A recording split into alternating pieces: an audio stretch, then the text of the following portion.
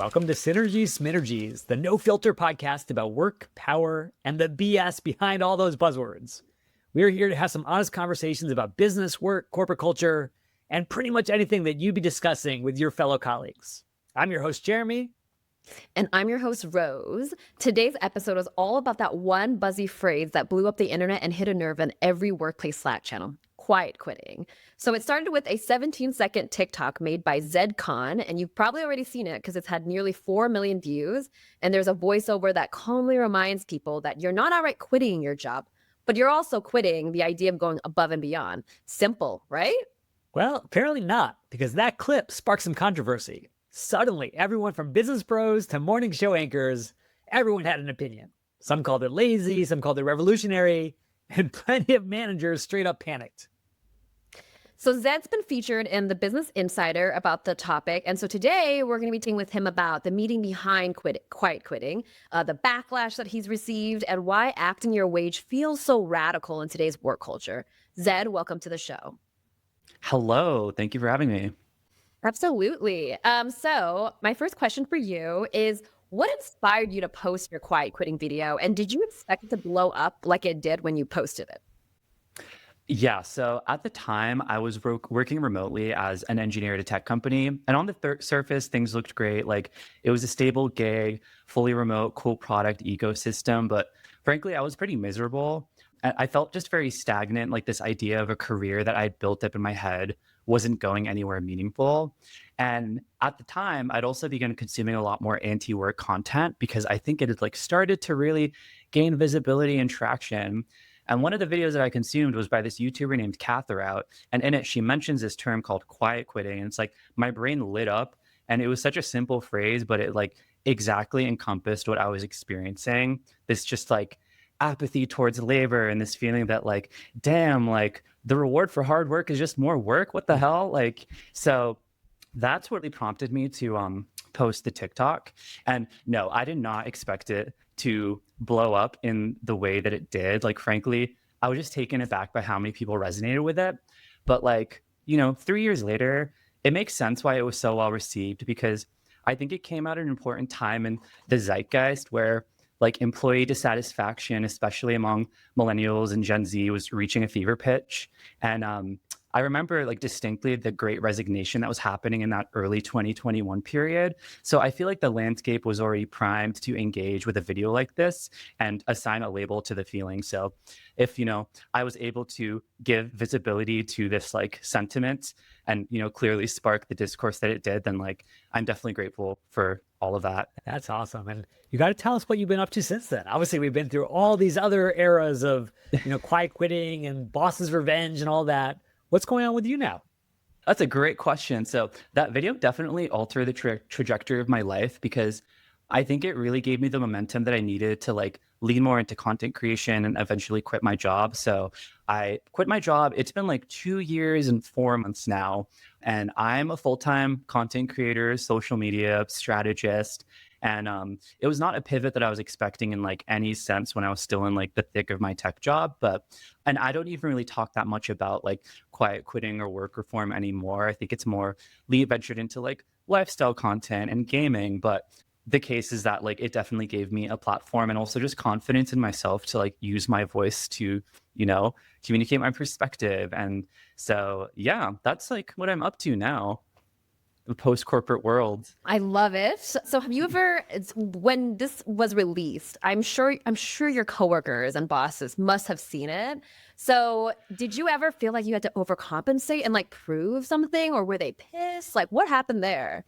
It is so funny because I was so paranoid as this video app, like my employers are going to find out about this.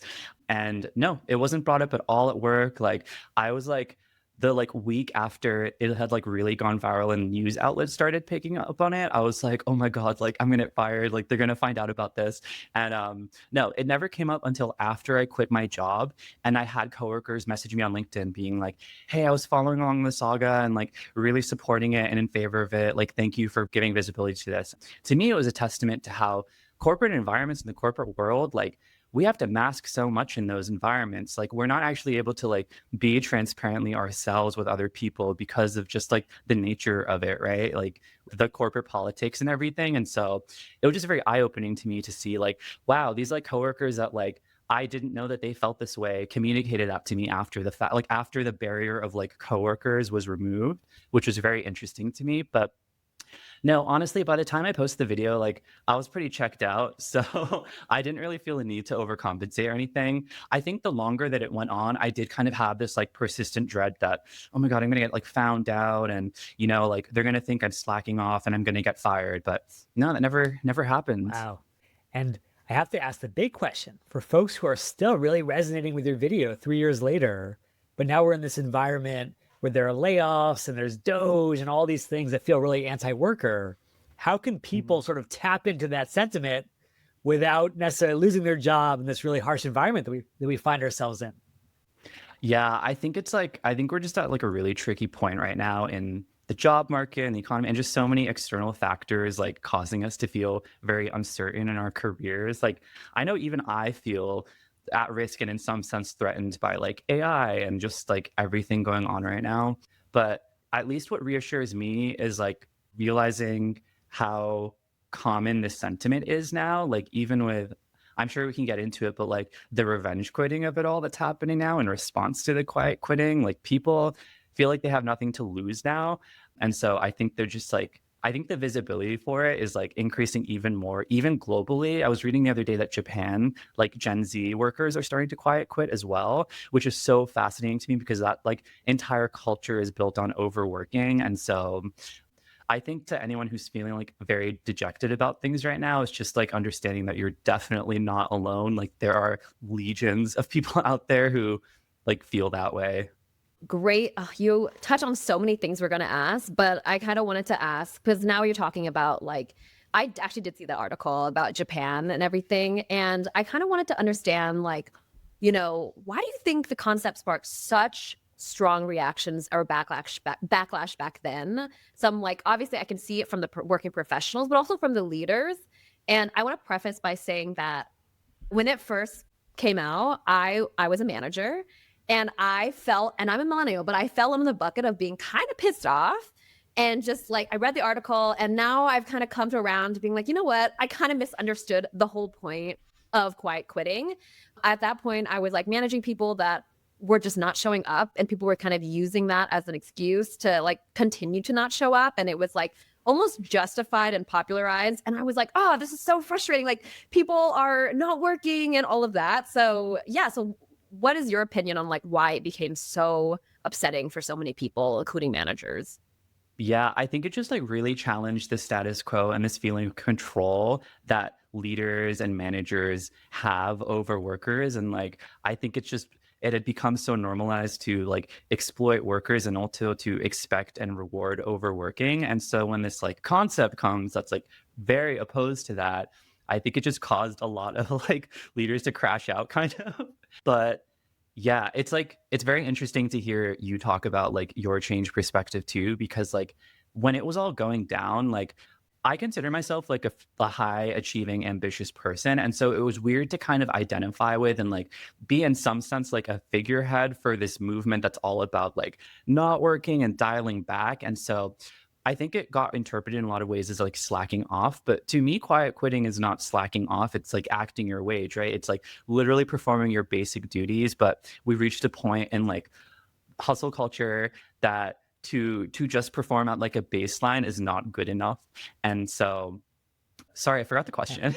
No, I mean, you kind of answered it, which is like, why do you think people were so pissed off? Like from leaders to companies, like all of that. Yeah. I think for leaders, it just like tried to control and scared them. And I think for workers, it like forced them to confront their own degrees of burnout, because I think even the like highest achieving, most ambitious people in some sense reckon with that, especially when you make work your entire identity, which a lot of people, unfortunately, in the United States, but even globally do and fall into that trap. And so when that is challenged, like when the identity of who you think you are is challenged, then of course you like react adversely to that. So I like, it was my first time ever experiencing virality, and I got like a whole range of voices and perspectives and opinions, some of which were negative, but overwhelmingly like positive. And I did understand in some sense, like why people felt a certain type of way about it. But ultimately, like I think it just forced a lot of people to look inwards. Interesting. And then in terms of sort of that fine line between justifying laziness and then respecting sort of mental health and sort of a healthy lifestyle, how do people find that line? How do you figure out where you have that right equilibrium? That's a great question. And honestly, I feel like that's something that I'm still like constantly learning, especially now as like a self-employed person where the boundaries between work and life are a lot more blurred. Like I do not feel like I can quite quit the work that I do now. But for people in roles where they feel like they can kind of do that, like I think first of all, again, like the whole idea of people who are quiet quitting being lazy, I think that is like a misconception. I think there's a difference between like, again, performing your basic duties, like doing your job and actually like slacking off. But also like, I think it just begs the question of like, why are workers disengaged? Like what is causing that, structurally and systemically? And so I remember like in the immediate aftermath of me leaving my job, I just like had this feeling of like, damn, like I think it's really poor management and poor leadership that's causing this sentiment of like disengagement. And like obviously like there's only so much that like middle managers can do about that. But like I think that like until leaders and companies set a precedent that like really protects workers from burnout, from overworking, like it's going to persist, these feelings of like confusion and discontentment and disengagement.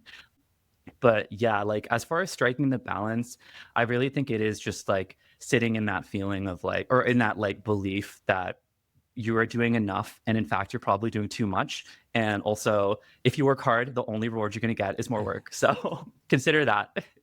Just do you think that there are people that use quiet quitting? Because I think the way that you've described it, which is like do your job, do what you say you're going to do, don't work on the weekends, don't work on your PTO, like that is valid to me, which is do your job. And I completely agree with that. Do you think that there are going to be people though who use quiet quitting as like or in the past or today where they're using it to justify honestly bad working habits or like really unrealistic expectations or frankly like entitlements? Definitely. I think it did open that whole can of worms. And like, even I, in some moment, asked myself, like, am I being really obnoxious and entitled right now for like expecting this? Well, I think with the entitlement of it all, like what I learned, like right after this video took off was not everyone has the privilege to quiet quit. And so I think a really early perspective that I got was like, I remember a lot of like Black women creators and like women of color were expressing that like they just simply cannot get away with the same level of coasting that a lot of their like colleagues can. And it's just this whole like socio-cultural element of the workplace that's very real and prevalent. And so that did like give me perspective of, okay, yeah, like not everyone can do this. Not everyone has the luxury of like really examining their work-life relationship. But yeah, I definitely think like maybe like the quote bad actors of it all did give it like a negative reputation. But again, I think those people are just like really burnt out. And I think burnout just comes from a lack of connection to the work that you're doing in life. It's just like a total like lack of interest and like just misalignment. And I feel like, yeah, I still experience burnout from time to time, but overall, I feel as like someone in like, as like still a worker, I feel a lot more connected and attached to the work that I'm doing now. And I think that that has made a big difference for me as like the habits that I have cultivated as a worker, you know?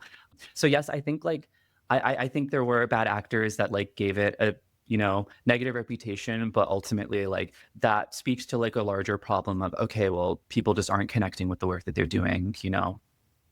Yeah, speaking to this idea of sort of how the bosses feel about this, there was this great Wall Street Journal article last week that basically collated all these comments by CEOs about get back to the office, get back to working hard. I think Jamie Dimon, the CEO of JP Morgan, specifically said, why do I go into our offices and no one's there? I've been here every single day since COVID started. Everyone else needs to get their butts back too. How do you respond to that? How do you help someone like Jamie understand what's going on in his empty empire? It is just it's so funny to me whenever I hear these like return to office warriors, because it's like, yeah, like I do agree that like in-person collaboration and like community can play a really big factor in like your engagement and connection to like labor. But at the same time, like we were able to make remote work and like I just like fundamentally disagree with these people who really again are in positions to benefit from surveillance and to benefit from just like all of this like dead empty time in the work week that people still have to come in. And to me that's been like the most freeing thing about leaving the corporate world is I no longer feel like I have to like kill time in needless ways or like put on this performance of labor. Like I can literally just like do the work that I have to do, get it done, and I'm chilling. But that does remind me of like, I remember the early backlash to the quiet quitting of it all. Like these like high profile business leaders started responding. Like Kevin O'Leary posted a video that said, if you're a quiet quitter, you're a loser. And I remember Ariana Huffington wrote this post on LinkedIn that was like, instead of quiet quitting, we should be joyful joining. And like, to my surprise and delight, a lot of people like roasted her in the comments and like actually spoke up against like how out of touch she is. And I think that is what it speaks to, is like these people in these like enormous positions of power are really privileged and just like frankly out of touch with the realities of the layperson. And yeah, I think it's so funny to see and to think that like these leaders like believe that they have all this leverage when like it's just come to this like fever pitch of like frustration and dissatisfaction. So Zed, I would love to hear your opinion on a couple of things. So I often hear companies saying stuff like, we're a family. So that's one, right? When they're hiring you and you're like, tell me about the culture. And they're like, well, we're really a family here. The other one I hear a lot is like, follow your passion in life. So if you have a passion for startups, you should follow that passion. And it's not a passion if you don't want to work X amount of hours. You want to devote your whole life to it because you're working so much. Yeah. So to the first point, if a company says that they're a family run the other way, I think it really speaks to this promise of community and connection that the companies offer, and that also like people just seek out. Like people, I think we're like very simple creatures and social creatures, and we want to feel a part of like larger groups and establishments. And I think unfortunately the way that society is structured now, it's like the workplace is where you find that, and like where you befriend all your coworkers and feel so super tied to this like mission and purpose, and that's what drives you and that's who you are. But what I have learned since leaving the corporate world is that you can absolutely find community outside of that structure. Granted, it is harder, like because there are just so many forces in our day-to-day world that really restrict people from seeking out those outside sources. But yeah, I would definitely say like your family does not need to be, and honestly should not be, in the workplace, because they could fire you tomorrow and then replace you right away. Like that is not family behavior, sorry. And then to the point of your passions, following your passions and that being your life purpose, like I think it is like really important to tune into what lights you up, but I do not think that that means that you need to necessarily monetize that. And I think it's like become just like a running joke / meme the past like few years of like someone's like, oh, you should make some passive income, or like, oh, you should open an Etsy shop if you like watercolor. And it's like, well, okay, we don't all necessarily need to be doing that. Like yes, it's great that people can monetize and can support themselves through their art and their creativity, but it also changes your relationship with that craft and that passion. Like I have found that with social media, because prior to becoming a full-time content creator, like it was all just fun for me and very freeing. And like now that it is work, it has absolutely changed my relationship for it. And I've honestly in the process found like passions for things that aren't attached to my livelihood. And so I just think that like I am wired as a person to, yes, I love hyperfixating and going all in on like my interests and chasing them, but I also recognize that for the sake of your own like well-roundedness and identity, it is important for that to not consume your entire identity and be who you are, and also for you to be solely dependent on that, which is just my take. But I do know plenty of people and multi-passionates and creatives who, are like full send, just thriving off of this like one passion or creativity that they have cultivated as well. I loved your take on the family thing. I will say that I also have changed a lot in terms of thinking about that. When I was younger, I think it was such an ideal situation for me. Like when I interviewed with people and they said, we're a family here, like we really care about each other. I ate all of that up like crazy. And then the more I've worked a bit in the workplace, like in different, environments and corporate culture, the more I absolutely hate it. And I always tell people, like, if somebody says our culture is like a family, run away, because it's like it justifies a lot of really toxic behaviors in my experiences. Sometimes I think there are really terrific terrific workplaces that probably have that culture. They're rare though, and I've come to my experiences with places that say that, it tends to be really hard because there tends to be a lot of like HR issues that aren't necessarily being like expectations of extreme loyalty. Like I remember one of my jobs, like in like 2.5 years, I was not able to take off like one day, and I work all 7 days of the week. And like I would ask for PTO for like a week, but then they would still be pinging me. And it was this idea of like, we're a family, like we're working towards this amazing mission and therefore it's worth it. And it isn't. You are correct. It definitely isn't.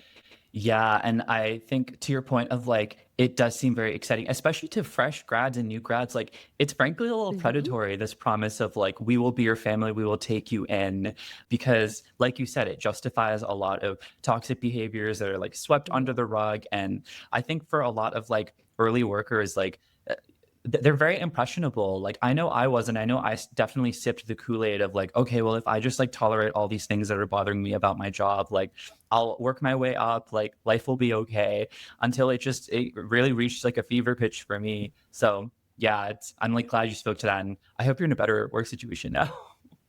I am. I work. I work for Jeremy, and he's Nice. wonderful. So Yeah. Jeremy seems Well, chill. yeah, I do want to speak to that, especially in the context, quiet quitting in the context of entrepreneurship and freelance work, because we have a lot of listeners out there who, yeah, may have a W-2 job today, but someday want to do what you're doing, Zed. Mm. And so any advice for like, how do you maintain work-life balance when you're your own boss and it's a little tough to quiet quit on yourself? That is a fantastic question. And I will say, like, my biggest struggle in transitioning away from corporate to freelance has been regaining that sense of structure on the day-to-day, because like when you don't have a team or somebody to report to, like, yes, it's very freeing. I feel like I'm very much in control of my own schedule, which is wonderful. But at the same time, you do lose that kind of like driving sense of like, okay, like this is kind of what my career progression can look like, or like this is kind of what, not to say that like the end all be all goal is to like climb some sort of ladder, but it is, I think we as humans innately want to feel a sense of purpose. And like sometimes I can get a little murky on like the day-to-day, week-to-week ambiguity of like freelance, the 1099 work. But sorry, your question was like what advice to give to people who... Yeah. So like, how do you make sense of it when you don't have the guardrails of a big corporation around you? You've got to set them yourself. That is a wonderful question. And I will say, like, I think there's a lot of unlearning to be done. Like the first year post-corporate was just me unlearning and shaking off all of these beliefs that I had internalized of like what a career path looks like, what a job looks like. Because I think for a lot of us who are like college educated and who like grow up in the corporate world, or like entering the corporate world, we view like, okay, this one type of like white collar work as like, the like apex of, what a job looks like. And so for me, it was just like a full year of unlearning, recognizing that like, I do not need to feel guilty for resting. I think with the boundaries, yeah, you are more at risk as like a self-employed person of not having those as clearly defined work-life boundaries. But like to me, for instance, my reward like for being self-employed now is I'm like, I don't work on Mondays. Mondays are my days off, because I used to dread Mondays so much that I'm like, okay, the way that I will give back to myself is by reclaiming that day. And like, I feel like I could speak at length on the benefits of like the 4-day work week, all the trials that have been done, the proof that like it increases productivity and everything. But I think just like it's hard to establish those guardrails at first, but like I really think finding your people, so like outside of the workplace, again, that community of like, I've befriended other content creators and people in the social media world, and that has helped us all feel like a little less scary and a little less, lonely of a journey to embark on. So yeah, like it definitely isn't an easy transition. And like I'm not encouraging people to just like up and quit their jobs without a plan, because there's still the rational part of the mind that's like, okay, well, like, let's plan this out, like for me, it took me 6 months to hatch an exit plan before I left, because I was just so in my head about like, this is a really scary risk to be taking. When I quit, I did not have another job lined up, but I was just like, Wow. I had this just like delusional confidence in myself that like, if I take all this time and invest it into myself and follow my passions, it will in some way pan out. And like, I'm very thankful that it worked out for me in that sense. Yeah. So many questions that I have. But the one question I have, because you started talking about, because we're talking about like, entrepreneurs, people who are not necessarily working a corporate 9 to 5 job.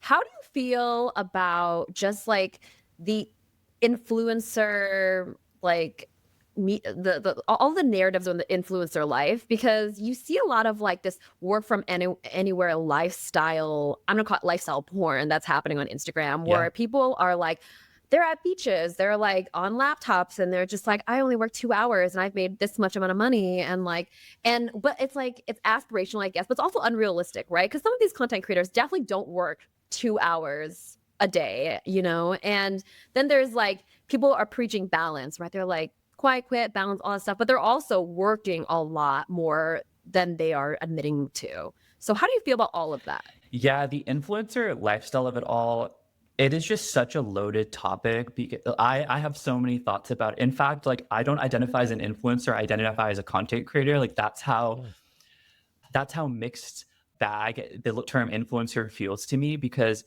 I think, like, just to start off, it is an immense privilege to be an influencer. And I think what I've learned is there is a stupid amount of money to be made online. Like, so some of my mutuals and people that I've met in this space who, have millions of followers, like they can do one brand deal a month and make more than a lot of people make annually. And it definitely speaks to, like, I think the like inequitable way that certain jobs in society are like rewarded and prioritized. Like I'm definitely of the belief that, like, gosh, like, why don't teachers make way more money than they do? Like, that is such a thankless job and such an important job to, propel education. And like, I just think of postal workers, like people who like really are like the backbone of society who are just not getting rewarded in the same way as someone who goes to Cabo on a brand trip. And so, yeah, I think like it is so interesting, because behind the scenes, like, it is just no one knows what they're doing in the creator space, like, straight up. Like, everyone has imposter syndrome. Everyone has those days where like they're just spiraling, questioning everything. I myself have those days. And it's interesting, because I specifically follow some creators who speak to like work reform and the quiet quitting and like setting boundaries, getting lazy girl jobs. And their actual entire business is also a grind. Like, they are working so much behind the scenes. I think it speaks to your point, though, of like the positives and the privilege of being a creator is like you're really able to lean into the things that interest you and that light you up. And so for me, like, I this past year have found a huge interest in hosting and being like a gathering friend. And so I do game nights. I do entire like immersive reality games, because that's just a passion that I have found. And I wouldn't have been able to come to this conclusion unless I had the freedom of creativity to really explore, like, the depths of the creator world. But yeah, influencer culture is just so interesting. And I do think like a lot of people attribute influencers and content creators during COVID specifically, glamorizing remote work life. People attribute that to now causing return to office and to ruining remote work for people, because which I think is so fascinating, because it's like, on one hand, like, yeah, you had these like software engineers saying like, I worked an hour today and made 500 grand. And so I think there is like credibility to kind of the way that influencer culture has really impacted like work culture for the rest of us, like for other people, which I do think is unfortunate. But at the same time, it's like, good for them for being able to just have like such a chill work day that like that is aspirational. And let me just come back one last time to this idea of the boss on the other side of the equation. We've talked a lot about what not to do. Don't call your culture family. Don't make it all about passion. If you hire someone for your own business, what do you think are some best practices to establish a really good culture that is genuinely healthy? That's a great question too, because I do recognize that it is not easy to manage people, and it is not easy. Like, I've only experienced management a little bit, like in my last role, as when I had people under me start, and I did feel like this big sense of responsibility to kind of like cultivate and create this sense of like, yeah, definitely not family vibes, but just like a warmth and like a friendliness and like an understanding and empathy of like I get it, like life happens, but at the same time, like unfortunately, under the current system that we're in, we do have deliverables, we do have work that we need to get done. And so I think if I were to like hire people or be a leader or a manager, honestly, straight up 4-day work week at minimum, remote flexibility, huge. And like obviously I think trust is earned in any sort of workplace, but like maybe that's like a fault of my own that like I am very trusting of other people, and like maybe people could take advantage of that, but I think just like really leading with that, like this understanding of like we're all people, and it is a balance though, to your point. Fun fact, there was a study that did say that like there are companies that have tried the 4-day work week, and it has been either the workers are more productive or producing the exact same. So there is some, and they're happier. So that is a Yep. legitimate like point. I just want everyone to hear that. So now obviously like quiet quitting blew up. It's still like around. Like I've definitely heard it being, but it's less so. I'm sure because you are a content creator, so I'm not gonna call you an influencer. You're a content creator. You consume content. What is loud right now? Like, yeah, I know I've seen a couple. I've seen people like quitting with like their camera up, and I get to hear their side of. So I've heard stuff like that. I'm guessing it's called revenge quitting or something. But what are the trends right now? That's a great question. As far as like trend, I feel like I haven't heard another term as like loud as quiet quitting, to be honest. Not to toot my own horn in any way. I think just the way that like maybe it's my algorithm or maybe the trends that I'm seeing, but what I am seeing is like a radical transparency. Again, I feel like people are just more increasingly developing this feeling that they have nothing to lose, either like, losing funding, entire careers being just wiped out by, again, lack of funding or AI. I'm seeing just more and more people speak out and like be super vulnerable about like the uncomfortable feelings and like the dread and the helplessness that they feel under this current system. And I have also seen, to what you mentioned, people recording like exit interviews, real exit interviews, or like real calls that they've had that just caused them to quit at work. And I think I've also seen like a level of accountability and like quote doxing and speaking up from workers of like calling out specific companies and saying like, do not work for this place. And so it's so fascinating to see the degrees of transparency that people have developed. And it's still a mixed bag because a lot of people are like just feel really scared to be that transparent. And I totally understand because like I said this in my email to Jeremy, but in some ways it is a little bit of a scarlet letter on my chest to be this like the first Google autocomplete result when you search my name is set on quiet quitting. And I'm like, oh my God. And so it's interesting. I remember like my mom was like freaking out when it went viral because she's like, no one's ever going to hire you again. Like, what did you do? And so I was like, I know. But yeah, I think those are the trends that I'm seeing right now is more of a transparency. But what about you guys? Like, what have you noticed?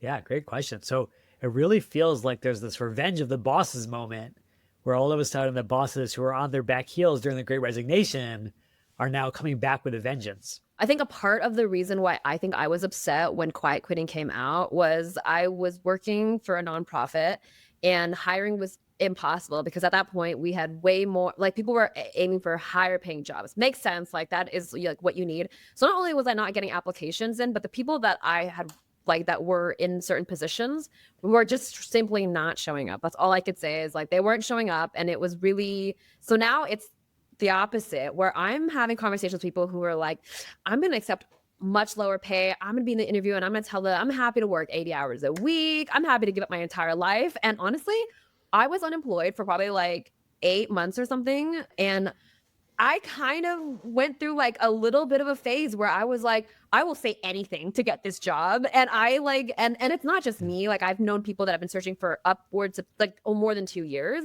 And they will say literally anything. So it kind of feels like that. There's been a lot of obviously like rage applying, which is where people are just super either burnt out or just like pissed off. So they'll just start like applying to many jobs, which is like, I get that. I get the sentiment behind it. It also makes it complicated because there are also some people already unemployed. So like you're adding more candidates to the pool of people that are looking for jobs. I've seen like this movement where people are really documenting their resignations online. Gutsy. I don't think that I will have ever the guts to do it, but I've seen people or people getting laid off and kind of crying on camera, saying like, like the person laying them off is saying like, you didn't perform well. And the person being like, so basically you overhired because you cannot name a single reason for why you're firing me. So stuff like that are the ones that I've seen that have kind of blown up. But right now, like you said, everyone's freaking out so much about like layoffs and AI and everything that there is so much more power the employers have right now than ever, in my opinion, just because, I've talked to recruiters who are like, yeah, we get like 1,000+ applications per job position. And they're going to hire somebody that's pretty much willing to do anything. And that's not all, that's obviously a blanket statement. That's not actually true for a lot of them, but there is going to be some of that sentiment. So, Yeah, we hate to see it. yeah. But even like, I mean, in the past 2 years, I have reapplied to, corporate jobs again, Mhm. like interviewing for them. And I have definitely, to your point, increasingly felt like they're taking their sweet time with like they're dragging the process out because they feel like they have options and leverage right now. And yeah, it does make me feel grateful to be more self-employed and freelance. And nothing is promised tomorrow, but I at least in some sense feel like, okay, I'm not as attached to this like system that is absolutely taking advantage of employers and Yeah. candidates. I read a Wall Street Journal, which of course, clearly Jeremy and I read a lot of Wall Street Journal. But I read a Wall Street Journal about, I'm sure you heard about like banking culture and how intensive it is, right? It's like we're talking 80 to 100 hours a week, and that's standard. And people have literally died. And so there are, and I also go to business school. So most people that are in business school are wanting to go into consulting and pretty much banking. And the hours there are going to be at least 80, pretty much. And so there are going to be, definitely fields that associate hustle, like the number of hours with like prestige, all of that. Do you think, I won't say they're doomed, but is this something that you think could change, like some form of like actually work-life balance, not just like relative, but like work-life balance can be for these fields, given that they're so competitive and there's so much prestige that is associated with it? That's such a tough question because, like, I'd like to consider myself a fairly optimistic person, right? And just having like a staunch belief that things can change.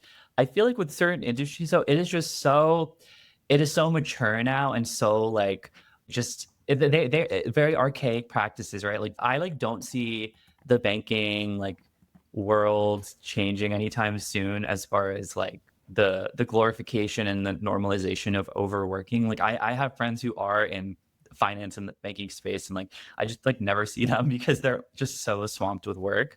And like a lot of them, I actually like I have very frank conversations of them like, do you think it's worth like trading these like essentially trading in your 20s to like climb this ladder and like for the career and for like this livelihood? And it's a mixed bag of answers. Like, some people are like, yeah, honestly, like I'm very money driven, and I'm like, power to you. Like, if but I just also think like long term, I do wonder the detriments of that.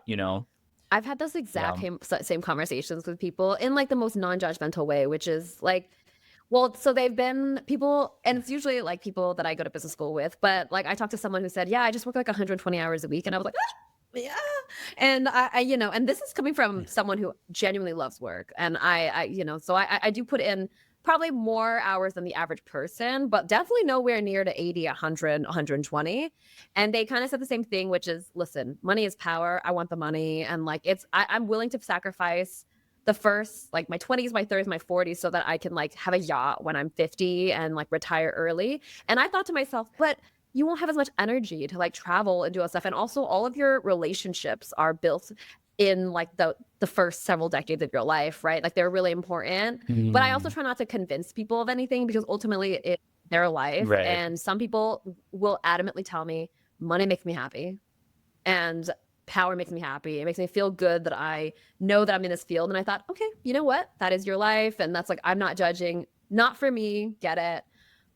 But so Zed, I have one last question for you. If someone is telling you like, hey, Zed, like I'm quiet quitting, would you recommend they look for another job? Or would you just say, okay, that's fine. Like you're quiet quitting, that you're just doing your job. It's good.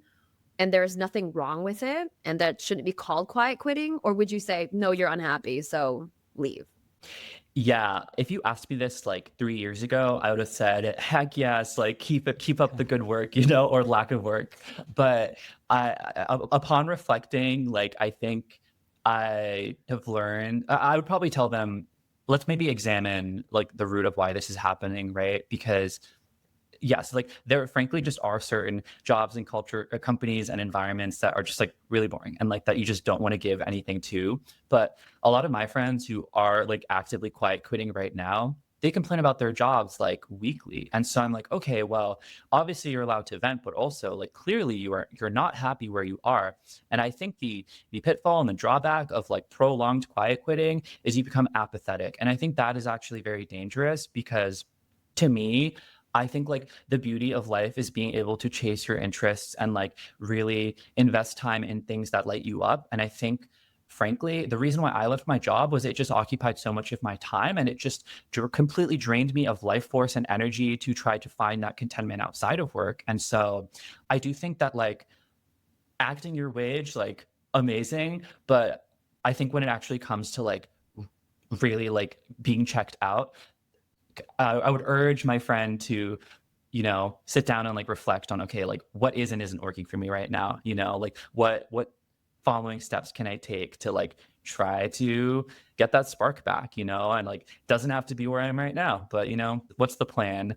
And so, yeah, I think for me, like I definitely felt the apathy and the dread the longer and longer I was quiet quitting at my job. And I think for some people, frankly, like they have enough of an identity, enough going on outside of work that like for them, it's no problem. And like power to them. I actually admire that. I feel not very aspirational that like, you have such a well-rounded identity, but in my case, I was like, well, yeah, I definitely want, like you were saying, Rose, like I do like putting time into meaningful work. And so I do want the work that I am doing to feel like important and like like it does light me up in some way. So yeah, if someone told me that they're quiet quitting right now, I'd be like, heck yeah, that's the first step. Now, like what's the plan, Love the answer. But yeah, so thank you so much for joining us. It was so great to hear your perspective because it was so much nuances that because like you also mentioned privilege and you pretty much answered everything before I asked it. So it was very clear that you had thought so much about this and have kind of grabbed a lot of feedback and like learned from it. I really appreciate you being on. So any final words before we conclude? No, I mean, just thank you so much for having me on. I think this is like a great platform that, I mean, you have obviously given me, but also I'm sure will continue to give. And like, just thank you for, bringing more light to this even 2, 3 years later. I think if we had done this interview in like the immediate aftermath of me posting that video, I don't think a lot of the nuance would have been there for me. Like, I think I just was in such a disillusioned headspace that I would have been a lot more like cynical and, like disparaging of like work culture in general. And, now that I'm a little bit weathered and wiser, I recognize that like, no, there's definitely nuance here, like obviously I still maintain work is not your life, have hobbies and interests outside of the job that you're doing. And also it is not good to feel like you're just like living for the weekends, We're so happy that you are successful. I cannot wait to see what you continue doing. You deserve it, obviously. So thank you so much.